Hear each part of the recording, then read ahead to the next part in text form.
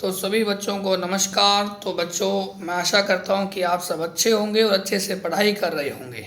तो बच्चों, अपनों ने लास्ट लेक्चर में एनाटॉमी ऑफ फ्लावरिंग प्लांट्स को कंप्लीट कर लिया था। आज एक नया चैप्टर जिसका नाम है मॉर्फोलॉजी ऑफ फ्लावरिंग प्लांट्स। ये chapter number 5 in 11th NCERT of biology है ना। ये 5वां चैप्टर है 11th NCERT का, है ना, जिसका नाम है मॉर्फोलॉजी ऑफ फ्लावरिंग प्लांट्स। देखो बच्चों, फ्लावरिंग प्लांट्स है, इनका क्या मतलब होता है? फ्लावरिंग प्लांट्स का मतलब होता है बच्चों एंजियोस्पर्म। क्या मतलब होता है? एंजियोस्पर्म, है ना। मैंने कहा कि फ्लावरिंग प्लांट है, उनका क्या मतलब होता है? एंजियोस्पर्म होता है। यानी कि फ्लावरिंग प्लांट कहें या फिर एंजियोस्पर्म कहें, बात एक ही है। ठीक है, क्योंकि एंजियोस्पर्म वो प्लांट है जो फ्लावर प्रोड्यूस करते हैं। उस फ्लावर में एसेंशियल पार्ट होते हैं जिन्हें स्टेमन या और पिस्टिल कहा जाता है। जो स्टेमन होता है वो मेल पार्ट होता है, जो पिस्टिल होता है वो फीमेल पार्ट होता है। तो यहाँ पे लिखा गया है कि जो अपने पास जो प्लांट में, है ना, एंजियोस्पर्म होते हैं, उन्हें क्या कहा जाता है? फ्लावरिंग प्लांट्स भी कहा जाता है। ठीक है, अब बात यह है कि मॉर्फोलॉजी का क्या मतलब है, मॉर्फोलॉजी का क्या मीन है। तो यहाँ पे देखें ध्यान से, साइंस है जो डीलिंग करती है with study of external forms. क्या है? एक्सटर्नल स्टडी है, यानी कि प्लांट बाहर से कैसा दिखता है, उसका साइज क्या है। अगर कोई प्लांट में फ्लावर है, फ्लावर भी एक्सटर्नल पार्ट है ना, तो उसका कलर कैसा है। स्टेम है तो उसकी साइज क्या है, या रूट की साइज क्या है ना। या फिर मैं बात करूं कि पूरे प्लांट की स्ट्रक्चर कैसे ऑब्जर्व हो रही है ना। जैसे कि प्लांट है तो उसमें फ्लावर भी है, उसकी स्ट्रक्चर कैसी है ना। And relative portion of various part of an organism is called morphology है। ठीक है, रिलेटिव पोर्शन भी देखा गया कि इसके रेफरेंस में वो कहाँ है, यानी कि प्लांट के पार्ट को आपस में देखें। जैसे फ्लावर की बात करते हैं कि फ्लावर 3 प्रकार का होता है, जैसे हाइपोगाइनस, पेरीगाइनस, एपिगाइनस है। इनमें जो ओवेरी की पोजीशन को लेकर फ्लावर को डिवाइड किया गया है। ठीक है, तो अगर मैं सिंप्लीफाई करूं कि मॉर्फोलॉजी क्या है, प्लांट का जो एक्सटर्नल स्ट्रक्चर है उसकी स्टडी क्या कहलाती है? मॉर्फोलॉजी कहलाती है। ठीक है बच्चों, समझ गए आप? चलो आगे चलते हैं। फिर लिखा गया है कि diversity in size of angiosperm, है ना। एंजियोस्पर्म में जो साइज को लेकर क्या क्या डाइवर्सिटी है, इसकी बात करते हैं। तो जो सबसे छोटा प्लांट की बात करते हैं, स्मॉलेस्ट एंजियोस्पर्म की बात करते हैं, तो वो वोल्फिया है। कौन है बच्चों? वोल्फिया है। अगर लॉन्गेस्ट बोले तो टोलेस्ट एंजियोस्पर्म की बात करते हैं तो वो है यूकेलिप्टस। यूकेलिप्टस को समझते हो क्या? सफ़ेदा, है ना, जिसका स्टेम वाइट होता है ना, सफ़ेद होता है, तो सफ़ेदा हो गया। ठीक है, यूकेलिप्टस हो गया। अगर लार्जेस्ट एंजियोस्पर्म की बात करें तो वो है बनियन ट्री। कौन सा ट्री है बच्चों? बनियन ट्री, फाइकस बेंगालेंसिस, जिसको नेशनल ट्री ऑफ इंडिया भी कहा जाता है। ये अपने भारत का एक राष्ट्रीय ट्री बोले तो पेड़ है, बनियन ट्री। कौन है? Banyan tree. बरगद, क्या बोलते हैं उसको?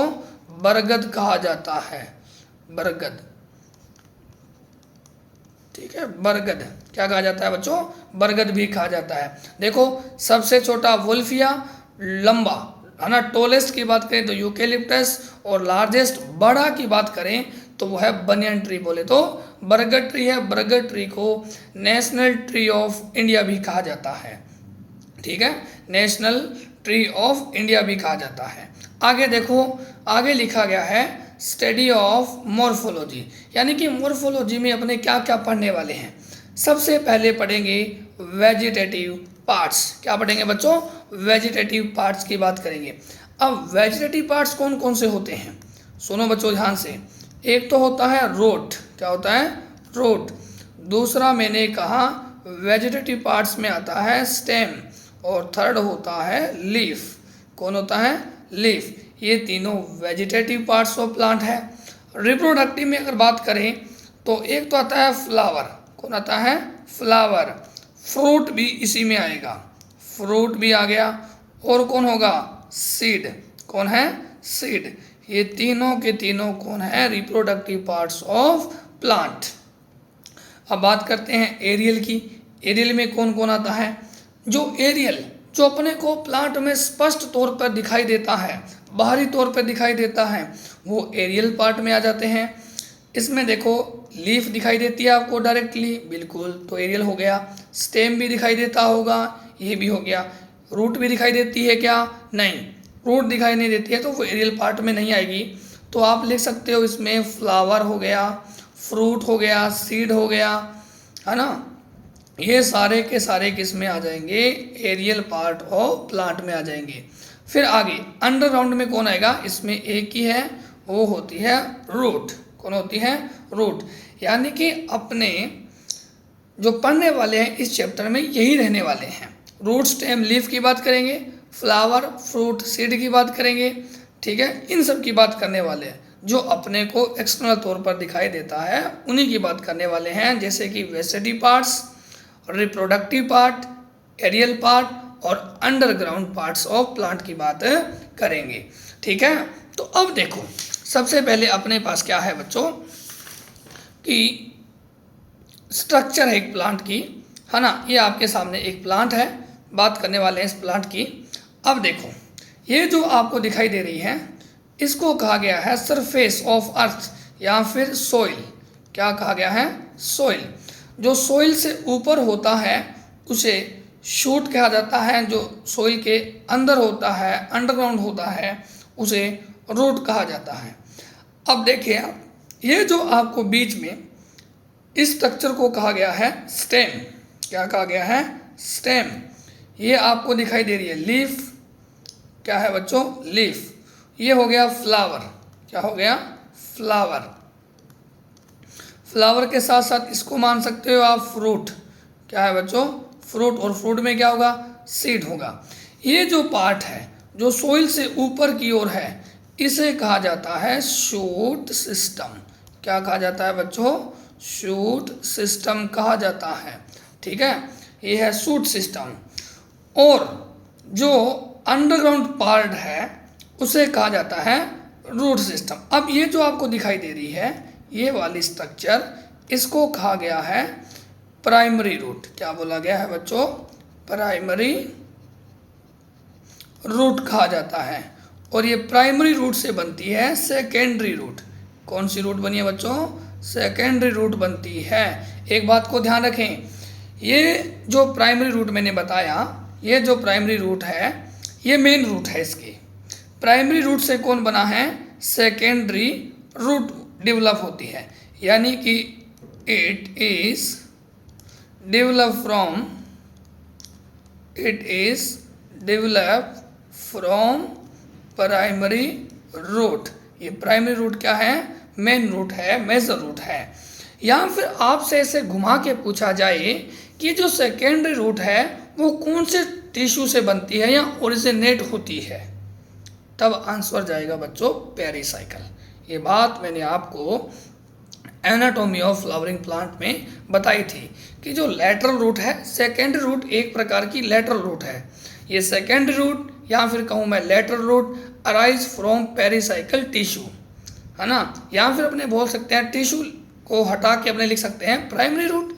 बात तो सही है ना। तो इस सिस्टम को कहा जाता है रूट सिस्टम। क्या कहा जाता है बच्चों? रूट सिस्टम कहा जाता है। ठीक है ना। जो एयर में रहता है अपने को स्पष्ट तौर पर दिखाई देता है उसे कहा जाता है शूट सिस्टम। जो सोइल के अंदर रहता है उसे रूट सिस्टम कहा जाता है। अब देखो बच्चों, अपने सामने क्या लिखा हुआ है कि underground part of the flowering plant, यानी कि एंजियोस्पर्म का अंडरग्राउंड पोर्शन जो सोइल में रहता है उसे रूट सिस्टम कहा जाता है। क्या कहा जाता है बच्चों? Root system. जबकि while portion above the ground या ग्राउंड से ऊपर रहता है उसे क्या कहते हो बच्चों? शूट सिस्टम कहा जाता है। उसे क्या कहा जाता है? शूट सिस्टम कहा जाता है। क्लियर है ये बात? ठीक है, तो अब अपने बात करते हैं रूट सिस्टम की। इसकी बात करते हैं बच्चों? रूट सिस्टम की। रूट सिस्टम की बात करते हैं कि रूट सिस्टम क्या होता है। रूट और रूट की ब्रांच क्या कहलाती है? Root system. मैंने कहा कि root and its branch is called root system. क्या कहलाती है बच्चों? रूट सिस्टम कहलाती है। क्लियर है? अब देखो रूट सिस्टम है या फिर मैं रूट कहूँ, इनके बेसिक फीचर की बात करते हैं। इनके बेसिक फीचर क्या होते हैं इनकी बात करते हैं कि अगर कोई रूट है तो उसमें कौन कौन से जो फीचर है, कौन कौन सी जो बातें हैं जो लागू होगी, उनकी बात करते हैं। देखो पहली बात, जो रूट होगी वो डेवलप होगी रेडिकल से। किससे होगी? रेडिकल से। अगर कोई रूट है तो मैंने कहा कि ये रही रूट डेवलप फ्रॉम रेडिकल। क्या बोला बच्चों? रेडिकल से ओरिजिनेट होगी। ठीक है? जैसे कोई ये सीड है बच्चों, ये क्या है? सीड है। ये इस प्रकार से कोई जर्मिनेटिंग सीड बनाया, इस प्रकार से दो इसके पास स्ट्रक्चर होती हैं। ये जो स्ट्रक्चर है जो सोइल के अंदर नीचे की ओर ग्रो करती है, इसे कहा जाता है रेडिकल। क्या कहते हो बच्चों? रेडिकल। और ये रेडिकल आगे चलकर रूट फॉर्म करता है। क्या फॉर्म करता है बच्चों? रूट फॉर्म करता है। ये जो ऊपर वाली स्ट्रक्चर है इसको कहा जाता है प्ल्यूम्यूल। क्या कहा जाता है बच्चों?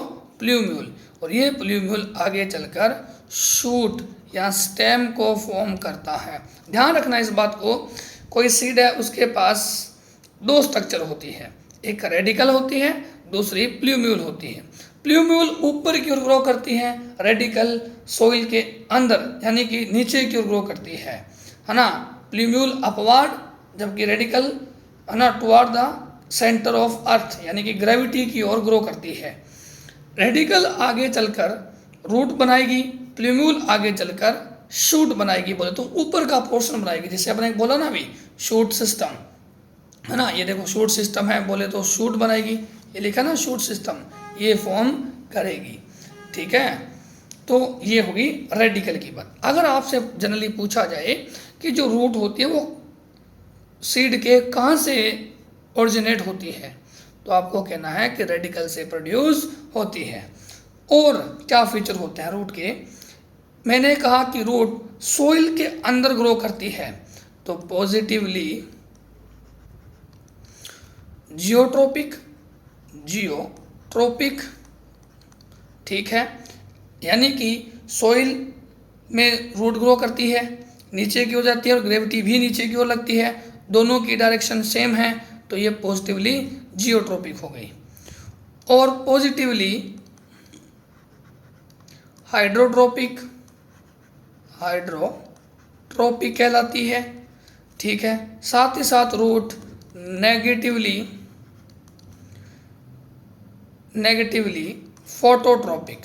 फोटोट्रोपिक होती है।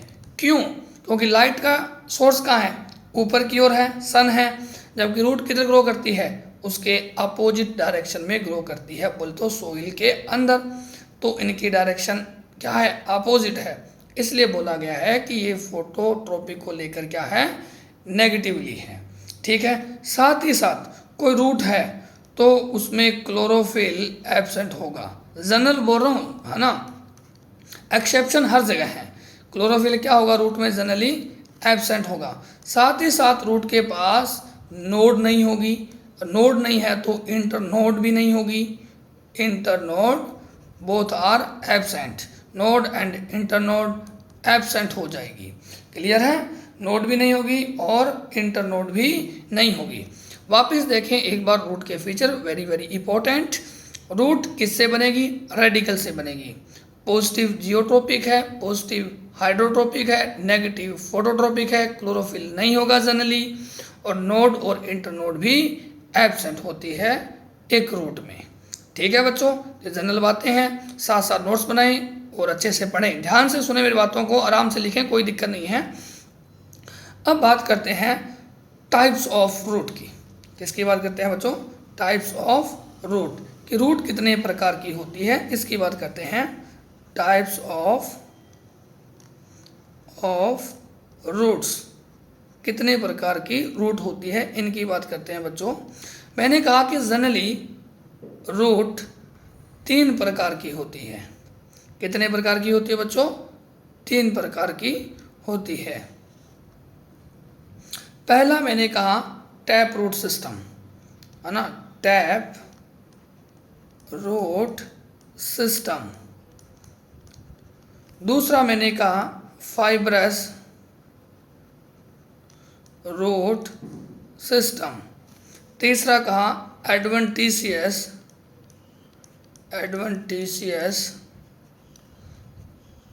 Root system. Adventitious root system कहलाता है। जनरली रूट जो सिस्टम है वो 3 प्रकार के होते हैं। पहला बोले एक बार टैप रूट सिस्टम, दूसरा मैंने कहा फाइब्रस रूट सिस्टम, और तीसरा कहा एडवेंटिशियस रूट सिस्टम। यानी कि जो रूट सिस्टम होते हैं वो 3 प्रकार के होते हैं। अब देखें tap root system. Tap root system है, इसमें जो रूट है वो किससे डेवलप होगी, है ना, किससे अराइज होगी? Root arise from radicle. क्या बोला बच्चों? रेडिकल। रेडिकल से ओरिजिनेट होती है। इसमें जो रूट होगी वो बेस ऑफ स्टेम से ओरिजिनेट होगी। बेस ऑफ स्टेम, है ना, कोई स्टेम है उसके बेस से रूट ओरिजिनेट होगी तो उसे कहा जाता है फाइब्रस रूट सिस्टम। हिंदी में जकड़ा मूल तंत्र या फिर रेशेदार मूल तंत्र कहा जाता है। और एडवेंटिशियस में क्या होता है? Other than radical. क्या बोला बच्चों? Other than radical. रेडिकल के अलावा प्लांट के अन्य भाग से बने तो उस रूट सिस्टम को एडवेंटिशियस रूट सिस्टम कहा जाता है। देखो एक बार वापिस, अगर रूट रेडिकल से बने तो टैप रूट सिस्टम, अगर बेस ऑफ स्टेम से बने तो फाइब्रस रूट सिस्टम, अगर अदर देन रेडिकल बने तो वो एडवेंटिशियस रूट सिस्टम है। अब और देखते हैं क्या क्या डिफरेंसेस है। मैंने कहा कि टैप रूट सिस्टम ये इसमें स्टेम, और स्टेम के बाद ये इसमें रूट है। ये क्या है? रूट है। ठीक है, ये रूट हो गई। चलो थोड़ा सा अच्छा सा बनाते हैं डायग्राम।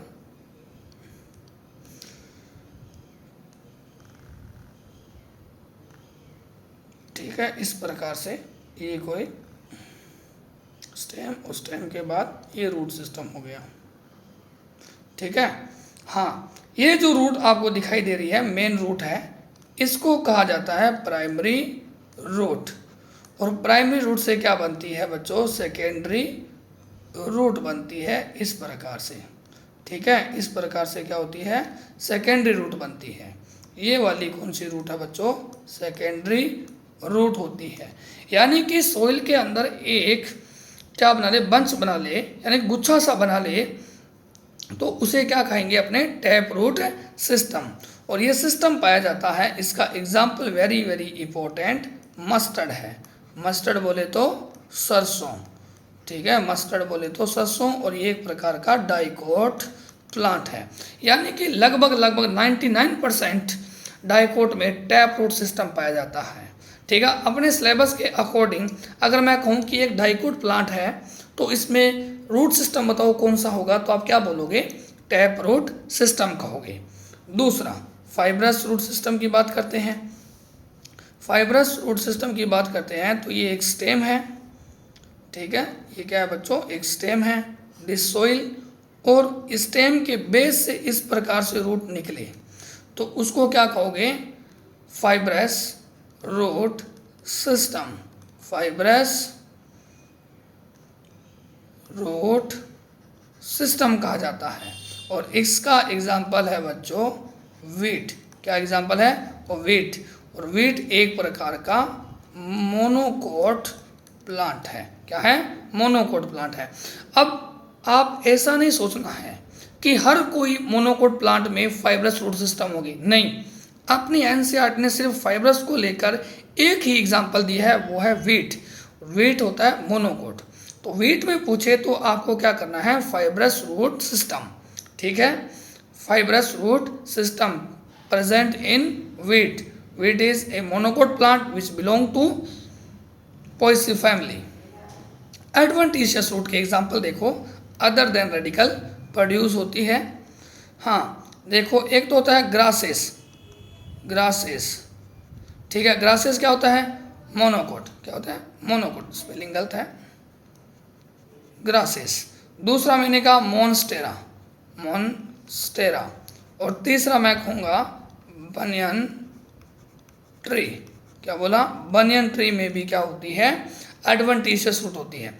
अब कुछ बच्चे सोच रहे होंगे कि चलो गुरुजी हमने आपकी बात मान ली, ग्रासेस मोनोकोट होता है तो एडवेंटिशियस होता है, मोन्स्टेरा मोनोकोट है तो मान लिया एडवेंटिशियस रूट सिस्टम है.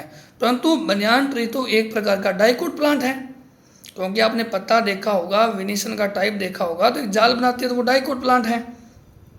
तो इसमें कहाँ से रूट आ गई एडवेंटिशियस रूट, डाइकोट है तो आपने कहा कि उसमें तो टैप रूट सिस्टम है. तो बच्चों ध्यान से सुनो, बनियान ट्री में जो वाटर मिनरल्स के अब्जॉर्प्शन के लिए जो मेन रूट है, जो अर्ली फेज में भी होती है, वो होती है टैप रूट सिस्टम. बाद में क्या होता है, टाइम के बाद इनकी ब्रांचेस से, इनकी जो ब्रांच बनती है उनसे रूट निकलती है जो वर्टिकली डाउनवर्ड ग्रो करती है, उनको कहा जाता है एडवेंटिशियस रूट कहा जाता है, ठीक है ना. उन्हें क्या कहा जाता है, एडवेंटिशियस रूट कहा जाता है. यहाँ पर अपने पास ये रूट के मेजर टाइप हो गए कि कौन कौन से रूट सिस्टम होते हैं. अब अपने बात करते हैं रूट में कि रूट का फंक्शन क्या होता है, रोल क्या है. Function of root, function of root, function of root. पहला मैंने कहा कि रूट क्या कर सकती है, अब्जॉर्प्शन कर सकती है ना. क्या करती है root, absorption, absorption of water and minerals, इन दोनों को मिलाकर कहते हैं सैप मिनरल्स, है ना, इनका अब्जॉर्प्शन करती है. 2 नंबर क्या कर सकती है, ये एनकोरेज, एनसीईआरटी लिखती है एनकोरेज, एनकोरेज लिखो या फिर सपोर्ट लिखो, support to the plant part, सहारा देती है प्लांट को. और क्या करती है रूट, जकड़ रखती है ना, बात तो वही होगी. और मैं कह सकता हूँ कि रूट अब्जॉर्प्शन करती है, सपोर्ट करती है, पीजीआर सिंथेसिस करती है. क्या करती है, पीजीआर. और आप सब जानते हो कि 5 पीजीआर होते हैं. पीजीआर सिंथेसिस करती है. और क्या कर सकती है बच्चों, 4 नंबर मैंने कहा कि फूड स्टोरेज कर सकती है. क्या कर सकती है, फूड स्टोरेज कर सकती है. ये रूट के क्या हो गए, जनरली फंक्शन हो गए जो रूट एक करती है, ठीक है.